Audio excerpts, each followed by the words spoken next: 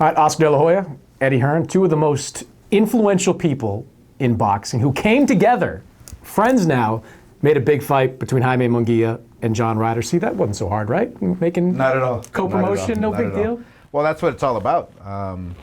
First of all, thank you.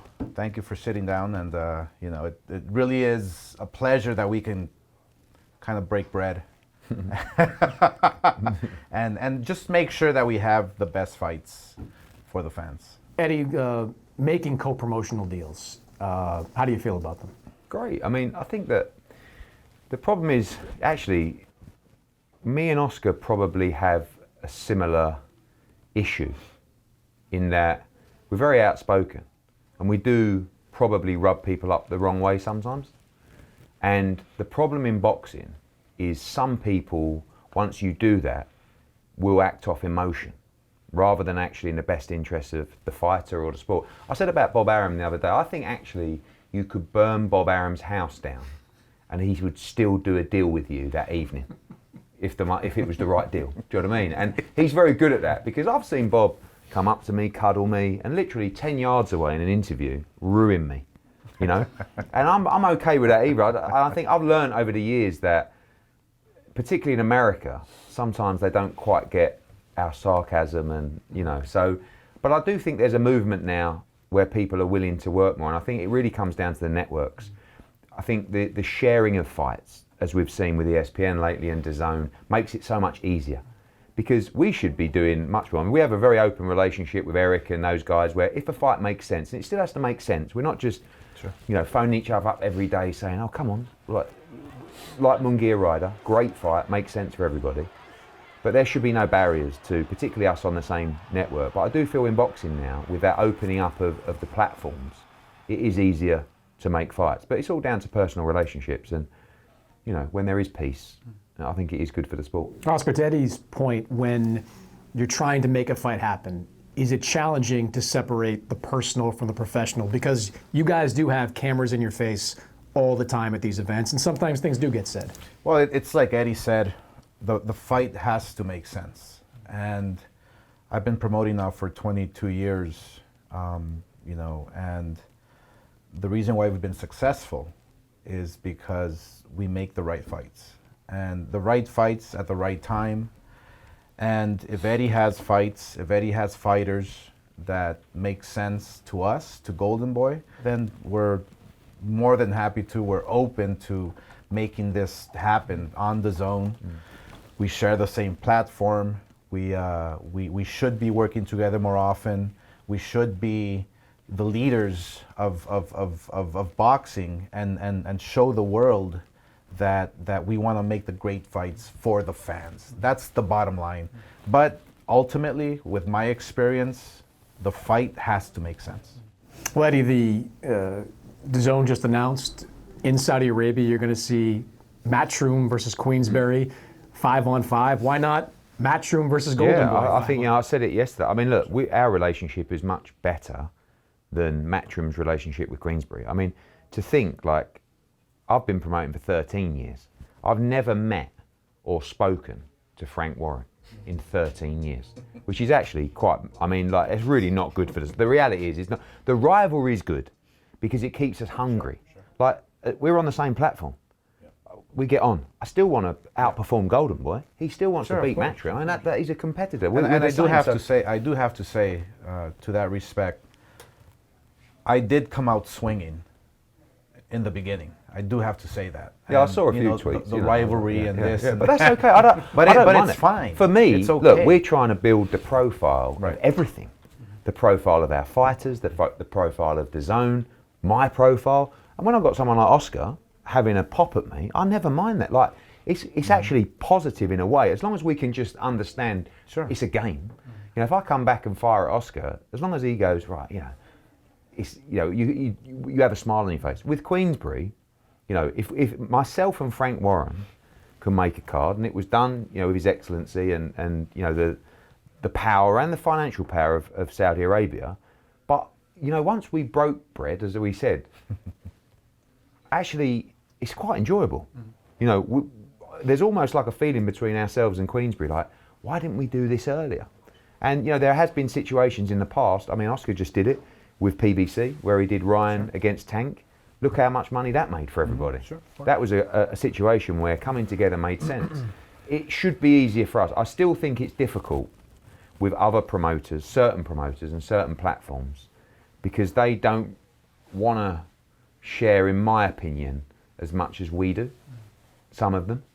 But as people lose deals, as people have to service fighters, Sure. you know, we've all got obligations Sure. to dozens of fighters. So we need to keep them active. Yeah, and you mentioned, Eddie, making that fight with PBC, Ryan Garcia, was not easy at all. It was very, very difficult. But when you make it happen and you fight for your partner the way we did, we fought for DAZN to be part of that promotion. And what happens? You get the biggest fight of the year for boxing. So platforms have to come together, promoters have to come together, and fighters are willing to fight each other. That's the message that we send as promoters. You know, fighters are willing to fight each other. Let's just come together and make this happen. I find one of the biggest obstacles is the managers and the advisors. Do you know what I mean? Because you know, you're an ex-fighter, you know the fighters want the fights. We want the fights. Sure. I think one of the biggest sort of incorrect perceptions from fans and people is that promoters stop the fights. We want the biggest fights. Yeah. One, because the biggest fights make us money, but two, we don't want to sit ringside at a fight knowing actually, like one of the worst feelings I ever have is going to my own average show.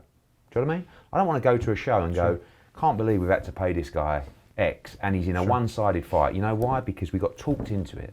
To doing it. Those, for me, that's the main focus of our business now, is to stop, is to say no. And if we have to lose a fighter en route because we're not delivering the best product for our broadcaster, we have to be prepared to do it. That's one of the biggest challenges, you know, like, and boxing is a unique sport where anybody, there's no barriers to enter. You could be dealing with a manager who has absolutely no experience of boxing, absolutely no experience of how to guide a fighter, and you're locked in a tussle trying to deliver for DAZN, trying to make the right fight for your business, trying to make the right fight for his career. It's not easy. And I think we all have to, as promoters, sometimes say no and say, no, that's not a fight we're prepared to do. And, you know, sometimes you hang on to a fighter because it's like ego. You don't want to let him go. You know, it's just like, and we've started to say to fighters, look, you know, we think maybe you should look elsewhere because that's not a fight that's going to deliver value. If we don't deliver value for DAZN and our subscribers, you know, we're not doing the right job. Oscar, what do you think of, I mean, you've been an influential figure in boxing for more than 30 years, going back to the Olympics in 1992. What do you think of the state of boxing today, where it is now, compared to where it was when you were first coming up? Well, the problem now is that the big fights are not getting made. To Eddie's point, you know, we have to come together. That's the bottom line. Whether it's managers, whether it's promoters, fighters want to fight each other. You know, fighters, yes, are thinking more about the money. They're thinking more about the bottom line, which makes it a little more difficult because sometimes they don't understand the economics of the fight, of the actual fight. You know, they have all these whispers in their ears, and so it's really difficult for a promoter or for a network to make this fight happen. But over the years, I've noticed now that, for instance, I've worked with Al Heyman, I've worked with Eddie Hearn, I've worked with everyone, Bob Arum, all the promoters out there, and when you work together, it's like having various platforms promoting a pay-per-view. There's more numbers, there's more pay-per-view buys. It can only get better for the sport, for the actual fight. So what I see different now is that promoters are, willing to work together with the right fight. But back in the day, promoters would never work together. And therefore, boxing is better today, I believe, than it was in the past. You're creating these mega fights now. We just did 1.23 million homes with Ryan Garcia and Tank Davis. There's mega fights we can do together that can surpass that. Do you really believe that? Because boxing, I mean, you were a mainstream star in your fighting days. I don't know how many mainstream stars there are in boxing today, and that's what's, I think, is needed to do the kind of numbers you're talking about. Well, the Olympics was a big part. I was part of the 1992 Olympic Games. NBC televised it globally. You won a gold medal, you became an instant star. So that obviously helped me a lot. But I strongly feel that when you have the right talent and you're bringing him up the right way, you can create stars. You just have to make sure you have the right opponents, the right marketing, the right platform. I mean, DAZN has been incredible. Eddie Hearn has been doing a great job promoting these fighters and making sure that boxing is alive. And in the UK, what you've done is phenomenal. You know, I would love to go to the UK and do some work there the way he's doing work here in the US.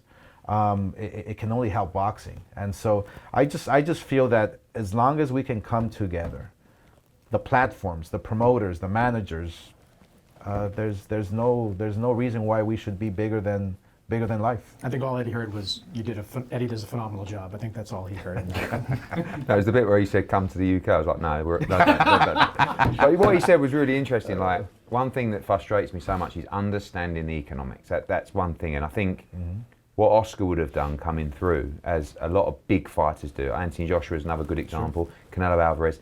They understand the economics of a show.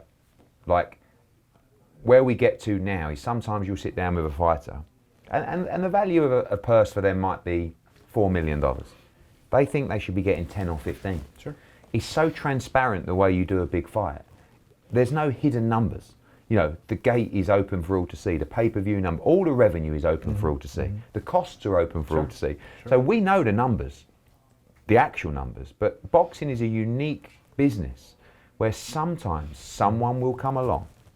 You know, could be a promoter willing to make a charge, could be a mad investor, could be Saudi Arabia, could be a new platform, and they will pay that number. Do you know what I mean? But for us as a business, that's sometimes the most frustrating point. Is you sit down with two fighters, Ryan against Devin, you know, and Devin could say, "I want X," and Ryan says, "I want X," and you look at the show and you go, without sharing in the upside, you can't get there, guys. And, okay, Tiafimo, great example. You know, and he's got his numbers, and like Oscar said, voices in the ear of people that don't know the numbers, and it's only a balance sheet. It's not rocket science. You know, and as I'm sitting down here, I'm thinking, you know what? You get it. You understand the numbers. You understand the economic of what a fight can generate, of what the actual real numbers are. But you have somebody who disrupts. You disrupts the business. And maybe it's a one-off. Maybe it's they're here for a short period of time. We're in this for the long run. I'm in this for, I want to be like Bob. And retire, well, not like Bob, but his age. I was thinking 93. Yeah, I want to be as old as he is and still promoting. But obviously doing the right thing. And the right thing is right here. I think that we know the numbers, we understand the economic, so it's easier to do business. But when somebody comes in and disrupts the market, and the fighters see that, and then fighters get the whispers in the ears, then it's difficult for promoters like us to really nail down a fight that we want to make because the numbers are distorted. But you must have experienced that in your career. I mean, you know, you were in all the biggest fights. You would have gone in, looked at a fight, and gone, my number for that fight is X. Sure. Do you know what I mean? Sure. And sometimes the piece of paper that was presented to you shows that actually it's the wrong number, but it's still your number. You're entitled to it. Sure. I mean, you know, and that's you have to almost, like a fighter's going to give you the number. Sure. Sometimes a fighter will say to me, "I don't care what that says. This is my number." It's like, well, you have to care what that you know. But the fighter is the fighter, and you know, I'm sure you had occasions where your promoter said, "This is the purse," and someone said to you, "No, actually, I think, you know, this is a tough fight. You should be getting this." Of course. And I'm sure you got it. I don't know what you're talking about. Eddie and Bob, Oscar and Bob got along all the time. Never had any issue great friends. To this day, whatsoever. No issue. I want to ask you though about Saudi Arabia, because they do represent the disruption. There's no question it's been a net positive, because big fights are being made. What we had with the Day of Reckoning in December, AJ Ngannou, Bivol Beterbiev down the line. Big fights are getting done because of investment from Saudi Arabia. How do you balance? You've been doing business there for a little while now. How do you balance that and work that into a yearly schedule? Okay, so the first thing is I hate you're taking boxing away from the UK and from America. There's this thing, it's called the world, right? And Saudi Arabia sits in it. Our plan, along with DAZN, is global expansion. So if there is money coming into the sport from a new region, we need to embrace that. If that money is enabling us to see the fights that keep boxing great, even better. But we must still focus on other markets, and particularly our domestic markets. Although we're making a move in America, our domestic market is really the UK. Oscars is America. Whatever fights go to Saudi Arabia, great, but we must maintain a strong schedule and a strong presence in our domestic markets. And that's a focus for us moving forward. And another problem, which we talked about with the fighters, is that number that the fighter might want can be achievable in Saudi Arabia. So sometimes the fighter will wait, or they'll be told there's an opportunity there, or they might get. The reality is not many will, because it's only going to be 5, 6 shows a year, whatever it's going to be. But fights like Bivol Beterbiev that can get made instantly, I don't think that fight would have got made without Saudi Arabia. Fury Usyk wouldn't have got made without Saudi Arabia. So we have to embrace it, because we can't deny the fighters the opportunity. And seeing the growth there firsthand is quite amazing, to be honest with you, as a country. And you're dealing with a guy in His Excellency who is just the biggest fight fan you've seen. He knows our stable from British champions to unified world champions. And the vision that they have, when you sit down and you go for a fight card, you talk about being excited to go to a show. I mean, I've never seen anything like it. But we must focus our mind. This is not let's all go and set up an office in Riyadh and just emigrate the business. This is embrace the investment and the opportunity for boxing, but maintain the strength in our core markets, particularly our domestic territories. Yeah, no, I totally agree. I think Your Excellency has disrupted the market, but has been doing a phenomenal job in making the big fights happen. I strongly feel we haven't done business with them just yet, but it's not an issue. But what I have a concern of is I'm in the business to create a star, right? The way I've handled Canelo, the way I've handled Ryan, the way I promoted Mayweather's 15 fights and Pacquiao, and the list goes on and on and on. What I'm seeing is, okay, how can I create a star? So it starts in America. Or in Las Vegas, because in Las Vegas, and a good friend of yours, Bob Arum, once told me, once you start the fire in Vegas, then the wildfire just spreads around the world. And I believe that. I strongly believe that. So if we can find a way where Your Excellency or Riyadh can time the event perfectly, where it can be shown here on a Saturday night. Yeah. We can somehow do We're that. okay, because it is prime time in the UK. These fights. Right. No, but that's where it's You're working. great. And I think he's right. That one of the issues with Fury and Ngannou is it came in at 3 p.m. Eastern time.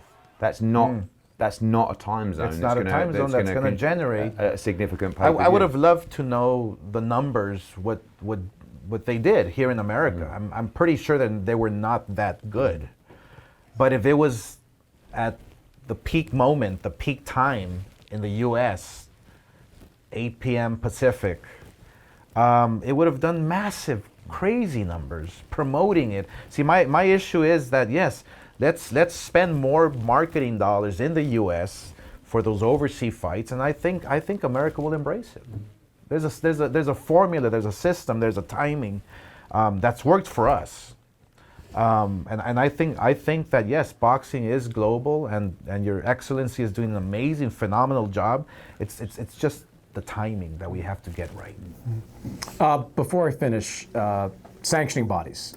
You were at a campfire with Mauricio Suleiman recently, and some of the promoters out there. Oscar, you've been dealing with sanctioning bodies going all the way back to your days as a fighter. when I talk to casual boxing fans, one of the most confusing things they find is who's a champion, what does this title mean, what's a secondary. There's just so much jumbled stuff out there when it comes to sanctioning bodies. Where do you guys stand on what their role should be, and quite frankly, should they be phased out by the influential people in the sport? Look, I mean, my opinion about the sanctioning bodies, yes, I've been dealing with them forever as a fighter and as a promoter.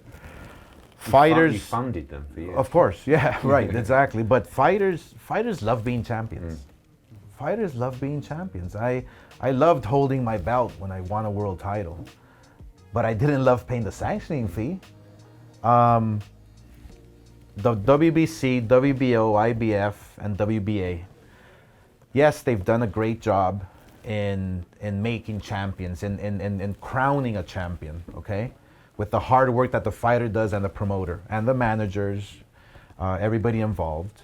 But a lot of times when you have 4 belts, the consumer, the public gets confused. They're not interested in who's fighting who because the belt is involved. We have to, again, find a way, a happy medium somewhere to make sure that the fight fan is not discouraged by these organizations, because every single day their rules are changing every single time. And it's very, very confusing. Look, I stick and I stand by the ring belt. That's it. Yes, I own it, and I'm gonna say it, but I do not get involved whatsoever. There's a board of writers who are professional, who know what they're doing, who rank the fighters, and in order to win the championship belt, you do it in the ring, and in order to lose the championship belt, it happens in the ring. And guess what? There's no sanctioning fees, no whatsoever. So if you take a look at those ratings, there's no confusion whatsoever.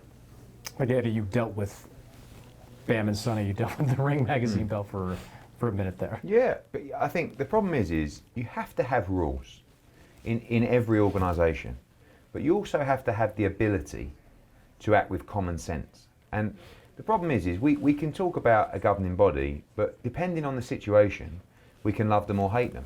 So when you've got a champion in a governing body, and you've got a mandatory that, quite frankly, means absolutely nothing to the broadcast, to the fans, or the sport, and you're getting told you have to fight him, that's a moment where you go, I can't stand these governing bodies. Now, if you've got that mandatory contender, Of course. you're saying, Of course. come on, you have to apply your rules. So there just has to be a common sense. I mean, one of the, we talk about Tank against Ryan. Don't forget, there was no belt on the line. That was actually the first time that a pay-per-view of that size hasn't been an undisputed championship or a unified world championship. So I think that every fighter, we have to have that conversation. Every fight, whether it's Anthony Joshua or Canelo when he worked with him, or vice versa. And just to let you know, here's the invoice, which comes very quickly from the governing body, Of course. normally on a Thursday before the fight. This is what you're paying. If there's no cap, which a couple of governing bodies don't have, and it's 3%, and it's 3% at $50 million. You're paying $1.5 million times 4 in an undisputed fight. You're paying $6 million. And there will come Oscar's so right about fighters loving a belt. We've always talked about, do you move away from the governing body? You would have to go to your stable, to the fighter, saying, are you okay with never fighting for the WBC, WBO? And they'll be like, oh no. It's every fighter's dream. But when they get to a level, but some of them even, like Canelo, good example, where he wants the belts on the line. Like he could easily fight with no belts on the line. Yeah.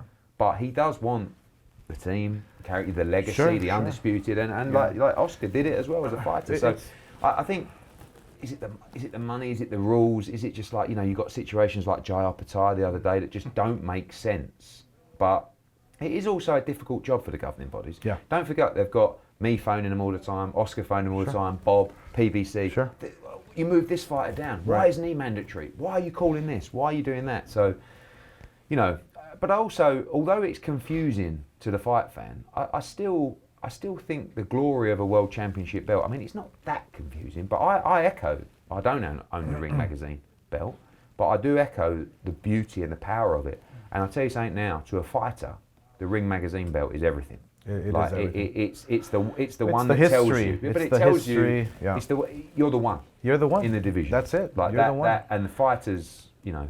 And to the do rules, the rules haven't changed in more than 100 years. Like literally, the rule is the rule. I mean, I believe you had a situation with Bam. I don't know too much of it because they I don't followed get the rules. involved. Yeah, they followed the but rules. they follow the rules. There's no, you can't. Nobody can come to me and say, well, here's $100 million. Can you change the rule? I cannot change the rules. It would be impossible. I could do that for you. I mean, I mean, it helps that I have $100 million. So, true. but I'm okay too. But you know. but you're right.